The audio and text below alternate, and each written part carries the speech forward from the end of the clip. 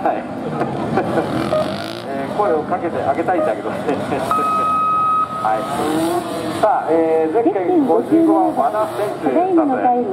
1分34秒3。ゼッケン55をつけております和田選手スタートしてきました。選手は埼玉県の選手。発信は TZR250CR ですね。TZR で走っております。和田選手。雲は苦手だけど頑張りますっていうコメントを残しております。これでおります和田選手です。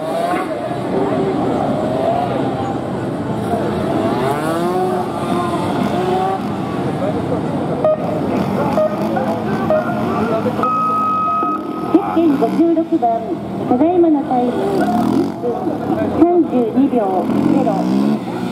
続きましてゼッケン54番をつけてました高橋選手がスタートしていきました。この選手は愛知県の選手です。この選手は愛知県の選手。マッチングは TRZ400SF で走っております。コメントは頑張りますというコメントを残してくれております。